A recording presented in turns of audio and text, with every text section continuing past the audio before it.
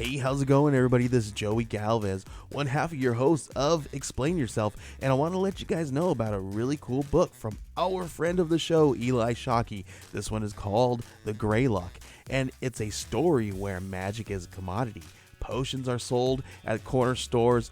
Orcs and dwarves earn a living in cubicles, not on the battlefields. But there are those who resist the house's magic's laws. Branded a criminal and forced to live as a wand for hire, there is a spell slinger they call the Greylock. Check this one out. You guys can pre-order issue 3 right now with code JAN241939, and make sure you guys are heading over to your favorite LCS and letting them know that you want Greylock number 3, and maybe pick up the first 2 issues. You could do that at the Scout web store. So make sure you guys are grabbing the Greylock number 3, JAN241939 at previewsworld.com.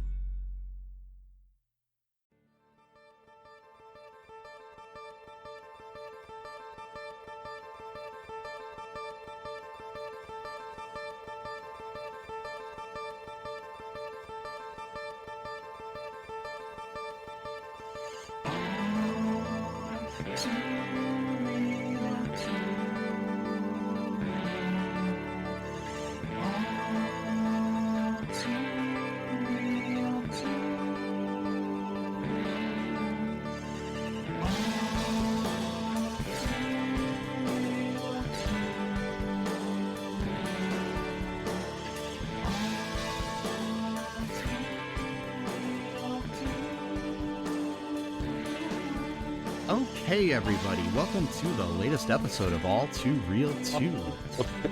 My name is Michael E. Cullen II, and with me, as always, is... Sesame, Theevan, and Carta, Mia. Yeah, I'm trying to figure out the pronunciation of this film that we're covering.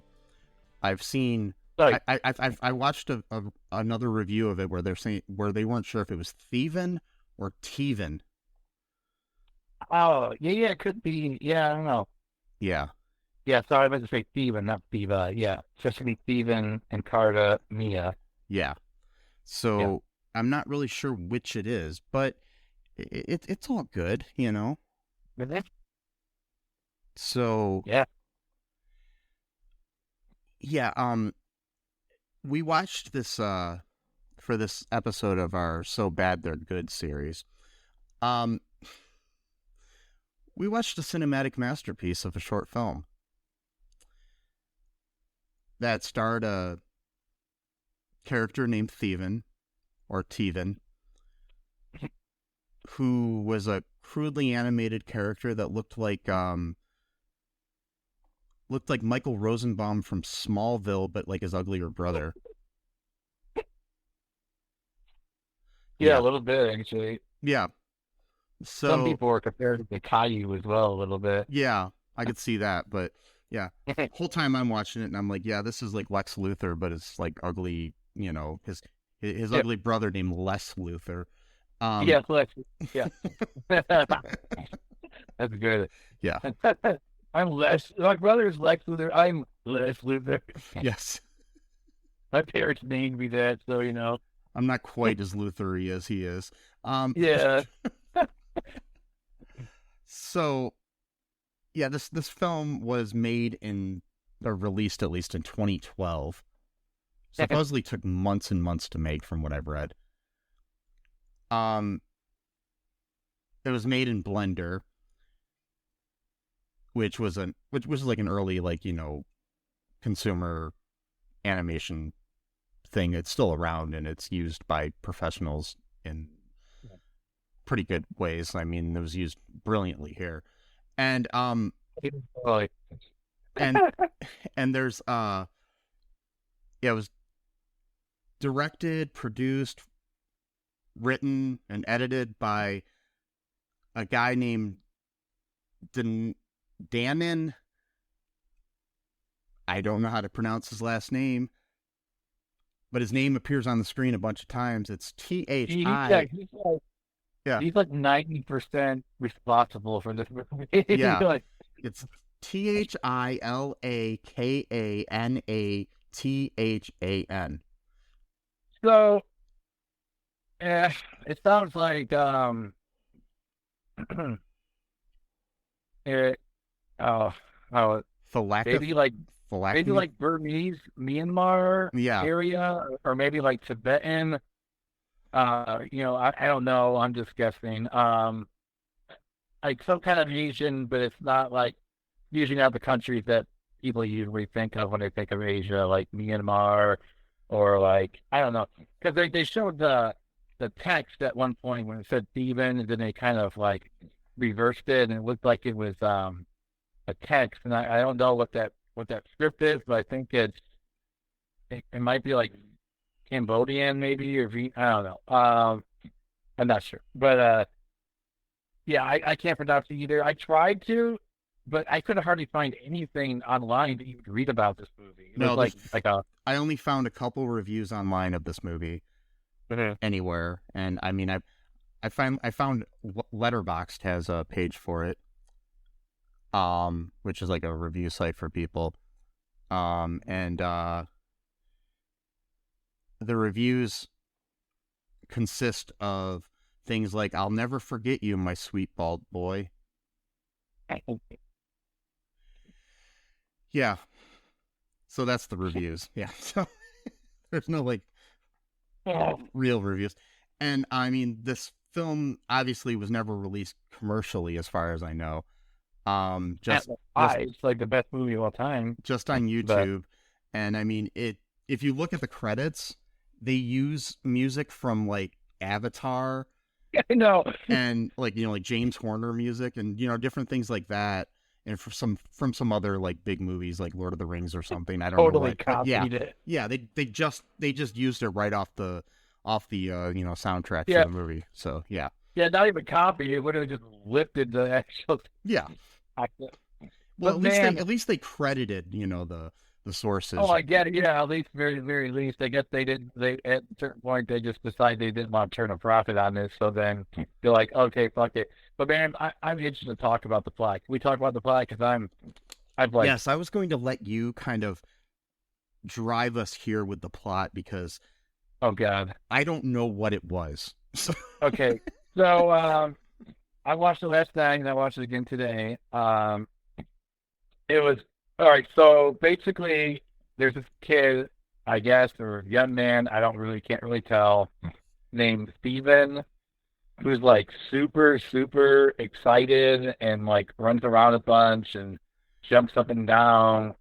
And he has this person in his life named Mia, which I don't know if it's supposed to be, I don't even know if it's supposed to be male or female, to be honest. I don't know. And Mia, starts out with like this big luxurious head of hair in one shot, and then after that looks like somebody that's like a leper with like hair falling out of their head. So yeah, I read something about that, and it had something to do with he couldn't figure out how to animate hair, and so like he just lifted like some other thing and like put it on top of it, so that's why the hair always seems like it's coming in and out of place all the time. Yeah. Yeah, it literally looks like it might as well have shaved it at that point. I mean, like it's like there's no saving it at that point. And yeah, this character named Mia, who's supposed to be maybe some kind of parental figure of Theevan. Theevan's super excited. He's running around. The way he walks, it almost looks like he's got something wrong with his back. Like he's always like hunched over. Like, well, not hunched over. He's like the opposite way, where he's like doing this weird. You ever played the video game Lester the Unlikely for Super Nintendo? No. Okay, so it's a really dumb game, and like the thing is, the way he walks, it's like his back is like hanging back. I don't know how to explain it. Like, you know how someone's hunched over? Yeah. But it's the opposite of being hunched over. It's being hunched under, I guess. I don't know what you would call it. It's like the reverse Quasimodo. Yeah, no, exactly. So like he's like Theevan like walks like that sometimes, and he does like this weird like. It kind of reminds me of Joshua and the Promised Land a little bit, actually. I'm pretty sure they used the same kind of animation. Like yeah, except for Joshua was 2003 or something, but yeah, but it's probably the same like program or something. Yeah. Yeah. And so the whole plot, or the beginning of the plot, I guess I should say, is that Mia has to take a 20-day trip somewhere, and to get it. Don't know what it is, but Mia has to be the one to do it. Well, she's going to get it, if you know what I mean. She's gonna, meet No, that's why maybe that's what she meant. Meet some guy out at sea, and she needs to, get some. Yeah. Yeah. Yeah, it's like I need to leave Theevan for a little bit. Maybe the other people can watch him for 20 days. I need a break, I don't know. And so Theevan doesn't want her to go. And this goes on for like a good 10 minutes. Like this storyline itself of just, I gotta take a 20-day trip. No. Yeah, I gotta do it. Okay. And then like they're like go to the marketplace, and he's like dancing around for some reason and like doing these weird dance moves. At one point, you got these other little kids like doing the robot dance like in the middle of the market square for like no apparent reason. Mm-hmm. And then like Steven decides like he's playing hide and seek now. And at one point he holds up a poster, and the picture is of the guy who made the film. Yes. So anyway, you want to take it ahead a little bit, or you want me to keep going? Well, okay, so eventually Mia, however you pronounce it. I don't know why, but I want to pronounce it Mia. And it might, yeah. She leaves on this like huge boat by herself. Nobody else is on the boat. It's like, no one else is just there. Yeah. It's like she gets on the Black Pearl or something from Pirates of the Caribbean, and there's no crew. It's just her. And she takes off, and there's like this random dragon that comes by, and for no particular reason whatsoever, just decides to attack this boat. It was like a planned attack. Yeah. It was like the dragon, for some reason, wanted to do this. Like, set out. It wasn't like, oh, the fray is done. Like, no, it went out. But before that, though, there's like 5 minutes where the kids are just jumping and waving. Yeah. And it's like the weirdest thing ever, like the animation. These random other kids that we never see again either. So it's like, yeah, we don't know if they're like Steven's brothers and sisters, or like, we don't I'm know assuming they're his brothers because they look exactly like him. But then again, yeah, because they're all bald and like everybody in the fucking have hardly any facial expressions whatsoever. That's the other thing too. The facial expressions are hilarious, and it's like 90% of the time they don't even reflect what's going on in the situation at all. And occasionally they do, which makes it even better. So they jump around for like good it seems like 2 minutes. And for some reason though, I always get choked up though, because they're playing like the Avatar music as she's leaving, and she starts crying a little bit, and he starts crying, and for some reason the tears are black or gray for some reason. I don't know. And then that seemed to be a thing. I don't know what it was. I think they're just like animation outlined like heavily, so that's why, because like they probably couldn't figure out how to do subtle tears that looked realistic in the animation. Yeah, I've seen. And yeah, so like he gets sad. The other kids are still jumping up like idiots the whole time. And then but that's the other thing too. So it was like bright day during that, and then it was pitch black night, and the boat was still within eyesight apparently from Theevan. So the boat must be going like 0 miles per hour or something like that. It's like weird. Like, I mean, I remember when like people were waving people goodbye on the Titanic in the Titanic movie, and this is like this was like a lot longer than that. It was like, what the hell, like. But I mean, but both boats had the same fate, and well, not the dragon part, but no. You mean to tell me that Titanic wasn't sunk by a dragon? Because that's what I remember learning in my history books. Well, if we're talking about the parallel universe theory, then yes, that did happen in one of the universes that we live in. I heard it was a dragon named Iceberg. Mm-hmm. Yeah. Yes, because instead of blowing on fire, it blows ice. Yes. Yes. Or frozen air or whatever. Yeah. So anyways, back to our dragon, which was like, better than anything you ever saw in like, Dragonheart or Oh yeah, totally. or Game of Thrones or anything. You know, this was just like the best dragon you've ever seen.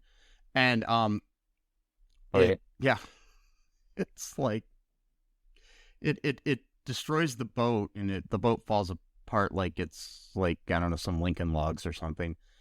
And the dragon goes right through the boat after like setting it on fire and stuff. And yeah, He he had to strip the boat first and then light it on fire, and yeah, then the boat exploded for some reason, uh-huh, which gasoline on the boat.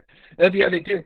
It was like super intense because they show like all these bolts and stuff. Like suddenly the animation got like really good for like yeah, that split second, and then it was like this weird rumble effect going on, which we find later on. Like for some reason, he randomly utilizes this rumble effect like seemingly at random, yeah. and like it never shows up again for like another 10 minutes, and then so yeah, like so he's all like sad and shit, and there's these other guys sitting around a campfire or sitting around fire, and I don't know if they're relatives or just members of the community, I don't know. And then they're like, basically mourning Mia, and then one of the guys is like, "Oh, if you go to this mountain and at a certain time, then like the spirit has to grant your wish or whatever." We And so we could bring Mia back to life or whatever. we do have to talk about one of the most important, stylistic choices of this movie. Sure. Instead of, hiring bad actors to, speak for the characters, there's just subtitles. Oh, that's right. Yeah. Yeah, the whole thing is in like, groaning sounds and things like that. But yeah. Yeah, like you have all the sound effects, but people don't talk. They just have subtitles. Mm-hmm. I'd actually prefer that sometimes in the real world. I mean, why not? I mean, yeah. I mean, yeah. I mean, I would like that, especially if they look like the Theevan characters. So Theevan, like, he was crying in mourning, and he had like a cloak around his head, and then the cloak fell off, and he was crying, and it looked like his neck was like 15 feet too long for some reason. All of a sudden, like his neck grew in size or length. And then he overhears the one guy, and he's like, I'm gonna bring back Mia."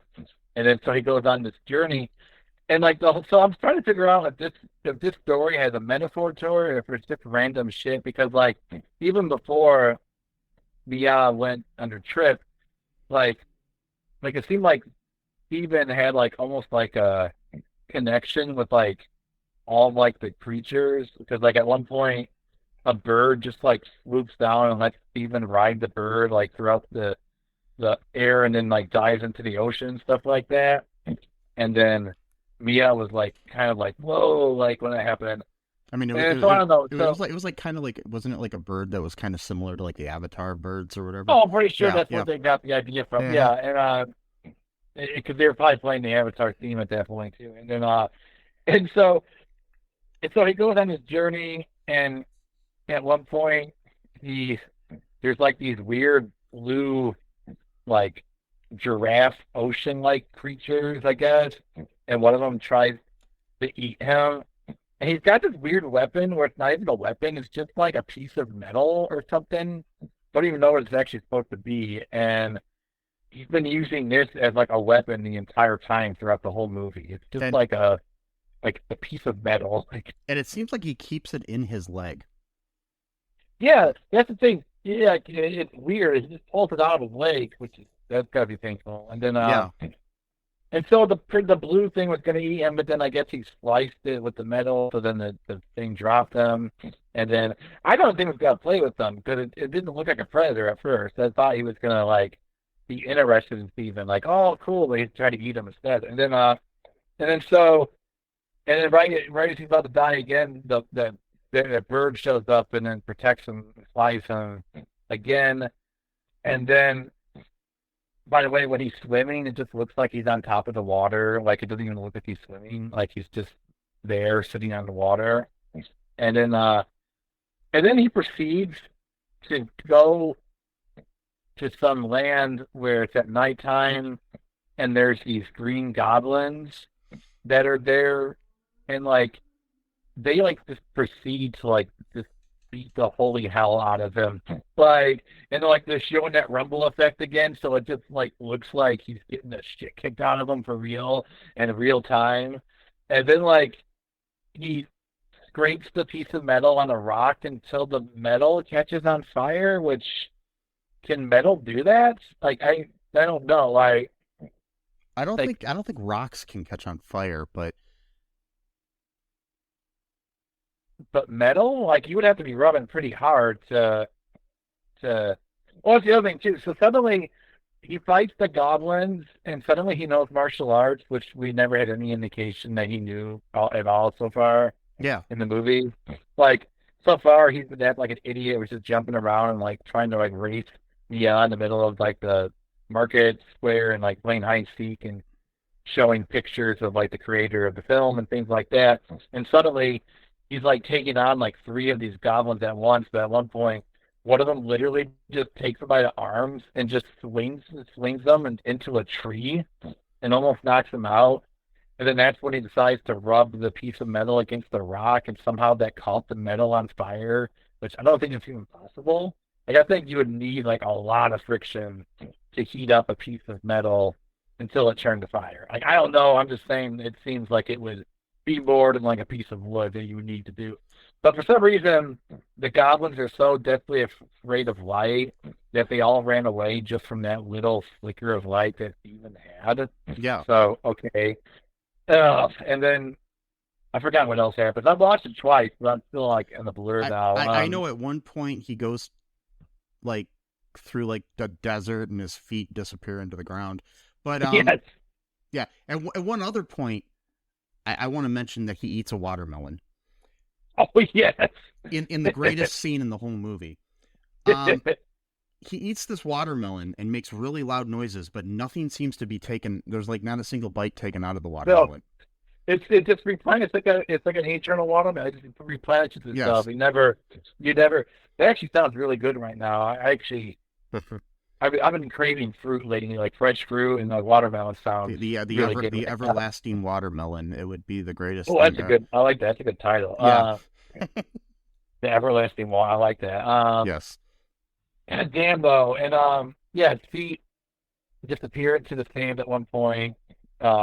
He starts doing that weird walk again, where he's like got his back hanging, but he's also doing this weird like langy type. I don't know. Yeah, I mean, then, I just went and had X-rays done on my back yesterday, and found out I have arthritis in my back, and I really hope I don't start acting, walking like that. I just really hope. And pray. You get the Theevan walk. No, yeah.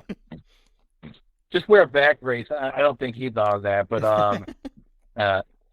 and so we get this weird like cut scenes where he's practicing martial arts in like the forest at one point, and he's doing it in front of a house, which I don't know where he found a house to do this at, or if anyone lived there. I don't know. If he just showed up at someone's random yard and just started training martial arts by himself, which I would be kind of concerned if someone was just like standing in my front yard and just doing martial arts training. Like, okay. I don't know why. I don't know why that bothers you. I've got like 4 guys in my front yard right now doing that. Well, I don't know, whatever. But yeah, that's even for you. That's what he does. And then, so I don't know. There's like I'm really torn between thinking this movie is terrible, but also like an unironic like brilliance. I like almost wonder if this was like intentionally created to be this open to interpretation. Well, I mean, it's like I think that like the person really had ambition here. It ain't. But now we need to talk about, okay, so they go through the desert and all this other stuff, and at one point he fights these weird blue monsters with big heads, and then sea creatures and stuff, and then eventually he fights the dragon. Yeah, the dragon comes back. Yeah, and then he gets Mia back for a second in this weird thing, and then I think what they're trying to say, like he goes through this thing and he's like teleported to somewhere where she is in this house. And I'm assuming that's the house that they lived in or whatever. Mm-hmm. And then the video goes backwards in a weird way, and then he doesn't have her anymore, and then I think he kills himself. Yeah. He jumps off a cliff into the water. Yeah. Well, yeah, the water jumps into the sea or where the water, Yeah. So I was wondering about that too, because the very beginning of the movie, he walks in and Mia's got her back turned to him, and then she said something to him, and then the final scene ended almost exactly so. Was this whole thing just like a time loop, and then he got out of the time loop by killing himself? Because earlier, right before she left, she said that Theevan's birthday is going to be up in a month, and then she gave him this rock and told him not to open it until she got back. And so, she died or whatever. We never find out what's in that rock either. Well, you did though. It was a picture of them together. Oh, was it? I never saw that. I didn't realize. Yeah, that. Oh, right. Yeah, as he's in the water, you at the very end you see the rock, and next to the rock. That's what that was. I didn't put two and two together there. Oh, okay. Yeah, that's why I thought it was. And yeah. And so I don't know if this whole thing with a time loop, because the story begins where I don't think so though, because the time loop ends right after he killed the dragon. Or not, sorry, the dragon didn't get killed. The blue. That's the other thing too. The blue sea creature, which I would consider to be a prey of the dragon, not a predator of the dragon, killed the dragon by pulling it down into the ocean, I guess. I would think that a dragon would be the predator of that type of creature, not the other way around. But that's the thing, the guy who wrote Theevan, he's not letting you get off easy. He's gonna make you question things. So, it really plays out like a dream. Like a real dream, because like when you have a dream, like you'll be sitting there and like you're walking through Walmart, and then the next minute you're at a baseball game. It's like things don't really make sense necessarily. Yeah, totally. It's just hilarious. But that's the other thing too. So I was confused because when he was about to stab the dragon with this weird piece of metal that's somehow a weapon, but it looks kind of like a piece of pipe or half of a crowbar, or I don't know what it is. He looks at the eye, and then it's a flashback to Mia. But then he goes, Mia? So was the dragon supposed to be Mia, in a different form? Or, I don't understand what, why... And if that's the case, the dragon killed Mia, so then would... Or the dragon, or rather Mia became the dragon and then destroyed the ship to make Theevan think that she died? Yeah. Why would you do that? Or she killed herself somehow? I'm confused. Or maybe the 20-day trip was that she knew she was going to turn into a dragon for 20 days. And that's why she had to leave. But then again, why would she try to kill him? I don't know, whatever. And or maybe it's like a werewolf by night type situation where you can't help it, so I don't know. I don't know if he thought that way through. Then again, if it is true, that means the blue sea creature then killed Mia. So what? And maybe the blue sea creature was Theevan. And maybe it's Theevan killed Mia. I don't know. And then you're right. And then Mia returns from almost enshrouded in light through this portal, teleportal thing or whatever. And then oh god. The facial expression in the red skin because of the light. Yeah. And he smiles. It's the creepiest still frame ever. If you took a screenshot of that and used that for something, that would just be terrifying. You could take that and turn it into a mask for a horror film. It would be great. Oh god, yeah, totally. Yeah. I don't know, man. And then just as she turns around and he smiles and he's about to say something, and he says Mia, and then everything goes backwards until the moment after the dragon was taken down to the sea. And that's when, I agree with you. I think he killed himself. He jumped into the water. Yeah, he did, and he never came back up. And then, you see the picture of them together, so that, which kind of seemed like a farewell type of thing, I don't know, man. It was an interesting movie. It was very, I don't know.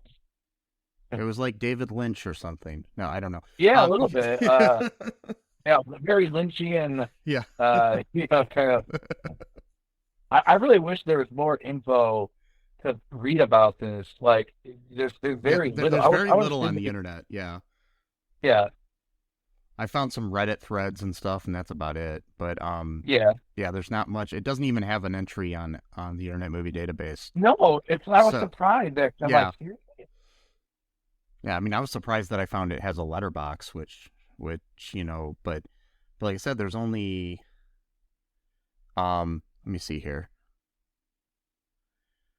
There are like a half a dozen, or not a half a dozen, like a dozen reviews, I should say.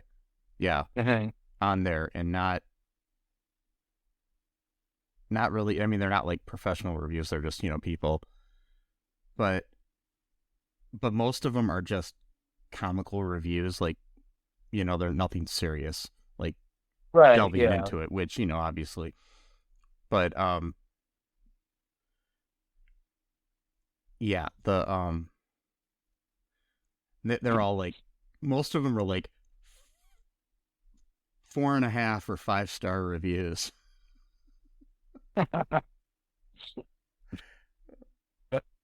Yeah. Probably ironic Uh-huh. 4 and 5.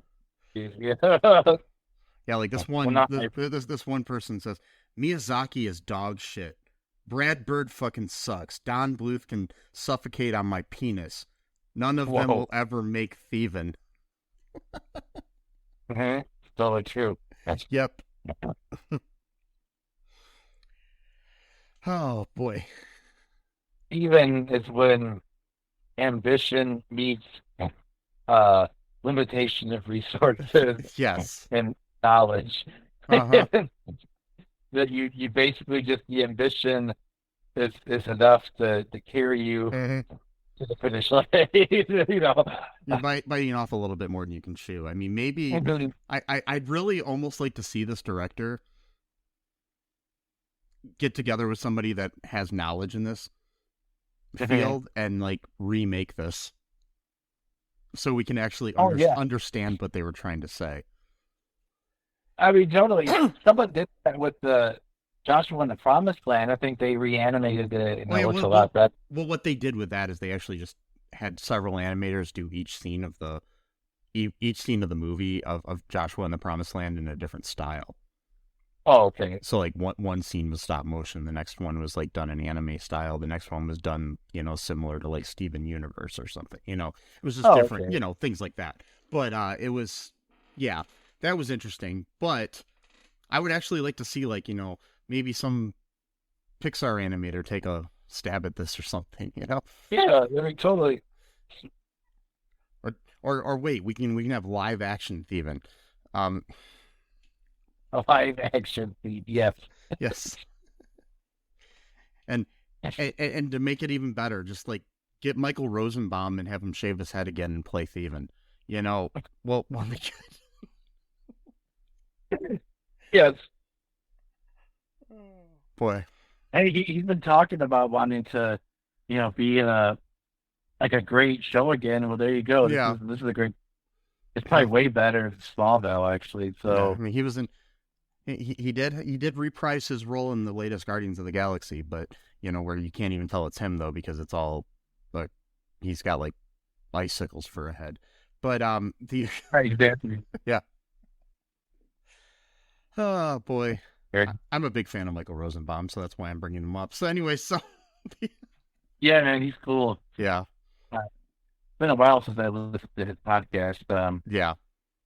But- But anyways, any other thoughts here on Theevan, or are we even?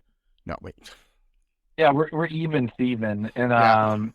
That's it. We'll get Shia LaBeouf in this, and then we'll no. yeah, Christy Carlson but- Romano will be good. Yeah. yeah. But I would recommend it. I think this is definitely a movie to at least watch one time, just to kind of get the feel Yeah. of like if be a movie can be, but like not on purpose. Mhm. But like the fact that it's not on purpose almost makes it more trippy Yeah. in a weird way.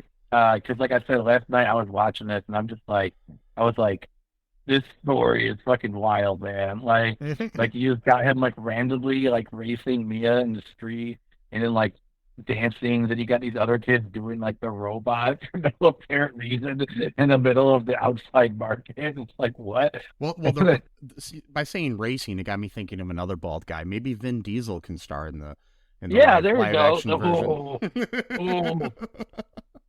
Yeah, because the whole story's about family, and Yeah. you're like, back to a family, Yeah. and then he just drives the car up into the mountains instead of walking, Mhm. and he just like runs over the goblins, and then like just shoots his car into the dragon as he jumps out, and like I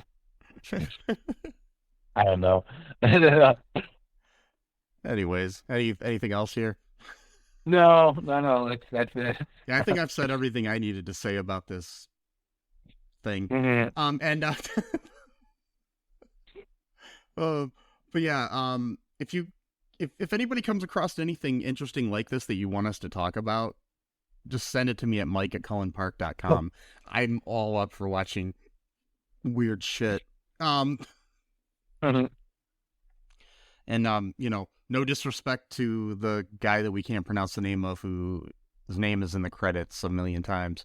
Well, I would learn it if I could hear an audio of it. Yeah, and me too. I'm just saying think- I can't pronounce Right. it, so I'm just not gonna try. I don't want to butcher it. Yeah, I mean, if there's no audio to give you like to help, do it, Yeah. But yeah, I'd like to see what else they could do. Mhm. But for as far as our show goes though, if you want to send us anything, like I said, go ahead. Also check out all2real2.com. You can get all of our info there. If you want to help out the show, check out our TeePublic or our Patreon. Share the show. That's a good way to help us out if you want people to know about us. Also,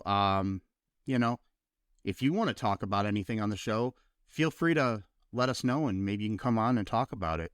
We're always looking for guests. Anyways, besides that, folks, make sure you're good to each other. Don't go fighting with trolls or trying to eat some everlasting watermelon. And definitely don't jump off a cliff and kill yourself, because that's bad. Don't do it. Yep. Yeah. Call somebody for help. And Yes. until next time, folks, remember that I love you. Sesame loves you. Theevan definitely loves you. And Mia loves you. Mia loves you. And Maybe the dragon. maybe. And until next time, bye-bye. Thanks for listening to All Too Real 2 podcast, a Cullen Park production. Produced and edited by Michael E. Cullen II. Music by Matthew Hawes. Subscribe and share the show. Visit us at cullenpark.com.